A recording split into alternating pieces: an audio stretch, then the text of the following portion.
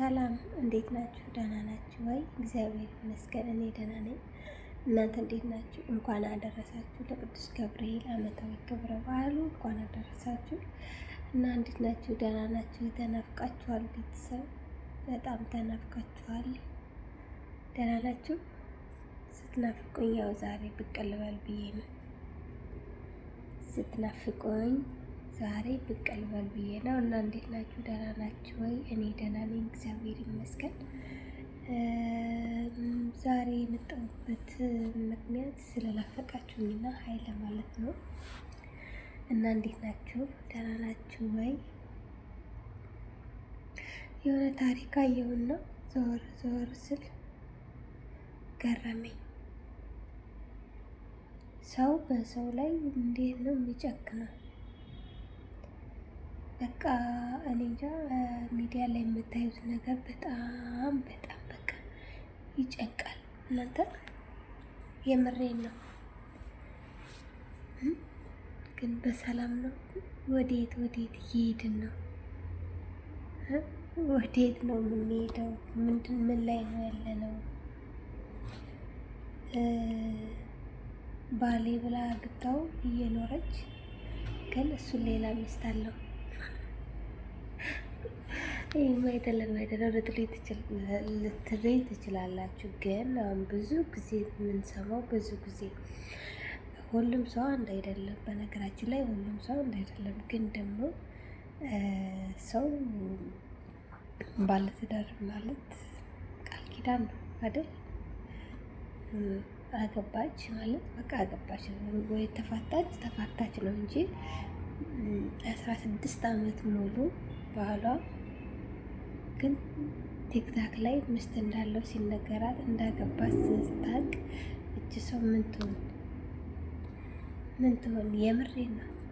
በጣም የሚዘገንን ነገር እናያለን። ግን ለምንድን ነው እንደዚህ አይነት ነገር የሚበዛው? ለምንድን ነው አልገባኝም። ቤተሰብ ችግሩ ከሴቶች ነው ወይስ ችግሩ ከወንዶች ነው? ከማን ነው ችግሩ? ነው በቃ እግዚአብሔር የእሷ ስላልሆነ ነው። የእሷ ስላልሆነ እንዳንል 16 ዓመት አብሯት ኑሯል። ግን ይከብዳል። እኔ እንጃ። እኔ ገረመኝ። ዝም ብዬ እኮ አሁን እያዳመጥኩት ማለት ነው። በቃ እንዴት ነው ሰውን እንደዚህ አይነት ነገር እንዴት ታይታላችሁ? ችግሩ ከማን ነው? ከሴቶች ነው? ከወንዶች ነው? ወይስ ደግሞ በቃ ጊዜው የውሸት ነው? ለምንድን ነው ግን እናንተ? አንዳንዴ የምናየው ሚዲያ ላይ የሚያለቅሰው ነው የሚበዛ። ተከዳው ነው ተከድቻለሁ፣ ብሬ ተበልቻለሁ፣ በቃ ቤት ገዛልሻለሁ ብሎ እንደዚህ ብለው ብሬ በላኝ። በቃ በሆነ ምክንያት በጣም ብዙ ሴቶች ያለቅሳሉ። የምሬን ነው። ግን እናንተ ወንዶች የምታስለቅሱ ሴቶችን የምታስለቅሱ ግን የጤናችሁ ነው? ኧረ በስመ አብ። የምሬን ነው እግዚአብሔርን። ለምን ግን ማትሆናት ከሆነ በቃ ተዋት፣ ትኖርበት የራሷን ህይወት። በቃ እኔ እንጃ አላውቅም። እኔም ብዙ ጊዜ ከወንዶች ይልቅ የሴቶቹ የሚያለቅሱት የሚበዙት ነው። እኔ ብዙ ጊዜ የሚታየኝ እግዚአብሔርን ከምሬ ነው። በቃ እኔ እንጃ። በተለይ አረብ ሀገር ያሉ ሴቶች በጣም ብዙ ልጆች የተጎዱ አሉ። የምር ለምን ይሆንልናል ብለው በፍቅር ምክንያት ስለወደደችው ስላፈቀረችው ብቻ ያላትን ነገር ትሰጠዋለች።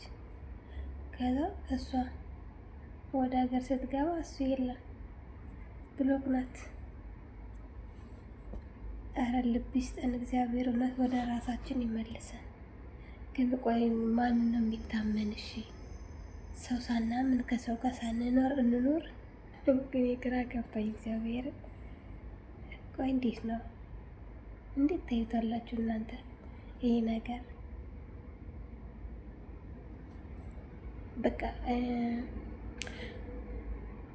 በጣም ከባድ ነው እውነት ለመናገር ስልሽ አንድ ሰው የሚወድሽ ከሆነ እንኳን ገንዘብሽ ነው እና ራስሽን አሳልፈሽ ልትሰጪው ነው አይደል? ግን የውሸት ሲሆን በጣም ይከብዳል። የውሸት ሲሆን ይከብዳል እና የእውነት የማትወዷቸው የእውነት የማታፈቅሯት ሴት የውሸት ቀርባችሁ ለቁስ ብላችሁ፣ ቁስ እኮ ነገ ሰርተን የምናገኘው ነገር ነው። ለቁስ ብላችሁ ህይወቷን አታመሰቃቅሉ። ሴት ልጅ በጣም ሴት ልጅ ላይ የምታደርጉት ግፍ በጣም ከባድ ነው እና የሰውን ህይወት እንደዚህ እንትን ማለት በጣም ከባድ ነው። አይ ሁሎቹም ወንዶች ማለት አይደለም፣ አንዳንድ ነው። ሁሉም ማለት አሁን እኔ እንደ ጀነራል ሁሉም እያልኩ ሳይሆን አንዳንድ በተለይ አረብ ሀገር ያለች ልጅ ልታሳዝን፣ ልትሳሳላት፣ ልታግዛት ብችል አይዞሽ ብትላት ነው እንጂ እሷን ማስቀየም የእሷን ገንዘብ ማጭበርበር ነው ጥሩ አይደለም እውነት። እና እንደዚህ አይነት ነገር ላይ ሳይ ዛሬ በቃ ለምንድን ነው እንደዚህ አይነት ነገር የበዛው? ችግሩ ከማን ነው?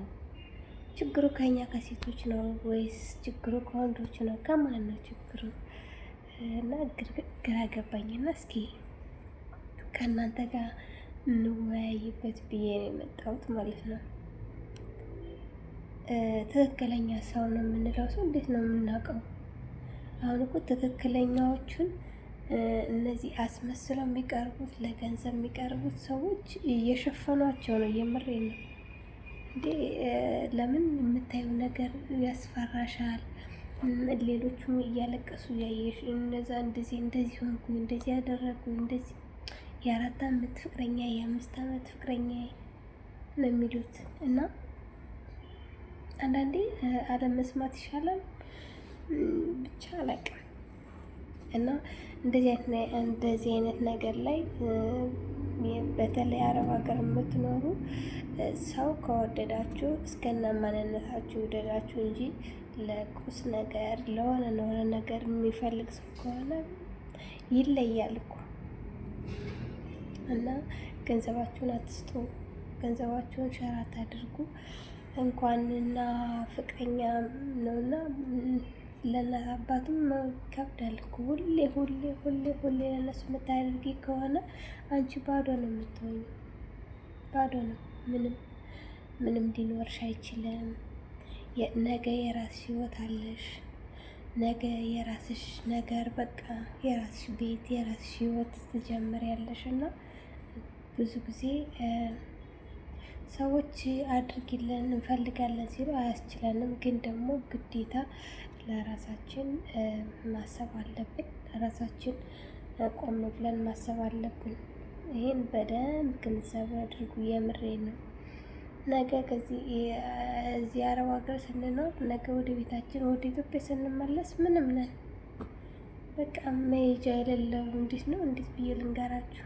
ከአሁኑ ሴቭ ካላደረጋችሁ፣ ከአሁኑ ካልተጠነቀቃችሁ፣ ከአሁኑ የራሳችሁ ነገር እንዲኖራችሁ ካላደረጋችሁ ለቤተሰብ፣ ለወንድም፣ ለእናት አባት፣ ለሁሉም መራት ያለብን ለእናት አባት መራት ካለብን አስፈላጊ በሆነ ሰዓት ብቻ ነው እንጂ በዓል መጣ እንትን መጣ እንደዚህ ሆነ ብለን በሚረባው በማይረባው የምንሰጥ ከሆነ እኛ ነገ ባዶ ነን።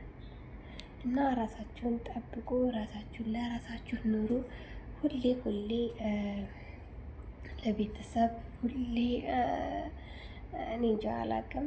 እና እንደገና ደግሞ ለፍቅረኛ የምር የሚወድሽ ከሆነ ከአንቺ ገንዘብ አይፈልግም። የምር የሚወድሽ ከሆነ ከአንቺ ገንዘብ አይፈልግም። ያንቺ ሰላም፣ ያንቺን ደህንነት፣ ያንቺን በቃ እንዴት ብዬ ልንገርሽ፣ እንደዛ ነው እንጂ እባክሽ ስልክ ተበላሽቶብኛል 10,000 ብር ወይም እዛ በላይ የሆነ ነገር በየጊዜው የሚጠይቅሽ ከሆነ ይህ ሰው አፍቅሮች ሳይሆን ወዶች ሳይሆን አንቺ ለሱ በቃ ለጊዜያዊ የሚፈልጋቸውን ነገሮች ለማሟላት ስለሚፈልግ ነው። እና ሁሉን ሰው ማለት አይደለም፣ ሁሉም ወንዶች ማለት አይደለም። አንዳንድ ሰዎች አሉ፣ ከነሱ ተጠንቀቁ ለማለት ነው። ስለነበረን ጊዜ አመሰግናለሁ። ከተሳሳትኩም በጣም ይቅርታ። ሀሳብና እንግዲህ በኮመንት አሳውቁኝ እስኪ ለምንድን ነው ከሴቶች ነው ከወንዶች ነው ችግሩ? በዚህ እንግዲህ በኮመንት አሳውቁኝ። ለቤቱ አዲስ የሆናችሁ ላይክ እና ሰብስክራይብ አድርጉ። ቤተሰብ ሆኖ አመሰግናለሁ። በሌላ ቪዲዮ እስክንገናኝ ድረስ መልካም ጊዜ። ባይ ባይ።